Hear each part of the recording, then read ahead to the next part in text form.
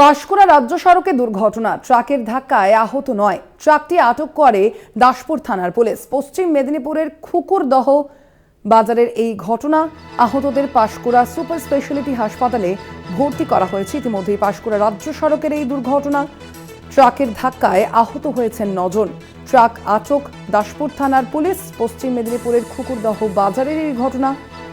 ইতিমধ্যেই আহতদের Panskura super speciality হাসপাতালে সেখানে ভর্তি করা হয়েছে। কিভাবে এই দুর্ঘটনা তা খতিয়ে দেখছে পুলিশ। পাঁশকুড়া রাজ্য সড়কে দুর্ঘটনা, ট্রাকের ধাক্কায় আহত হয়েছেন 9 জন।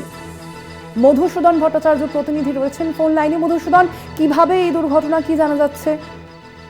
একদমই, দেখো সোনালী, দাসপুর থানার যে খুকুরদহ বাজার রয়েছে, অর্থাৎ ঘাটাল পাঁশকুড়া রাজ্য সড়ক, সেই ঘাটাল পাঁশকুড়া রাজ্য সড়কের খুকুরদহ বাজার এলাকায় আজ ভোর রাতে বেশ কিছু ফুল ব্যবসায়ী এবং বেশ কিছু ফুল চাষি তারা কিন্তু ফুল দিতে এসেছিলেন। আর সেই সময় ঘাটাল থেকে পাঁশকুড়াগামী একটি ট্রাক তাদেরকে সজোরে এসে ধাক্কা মারে।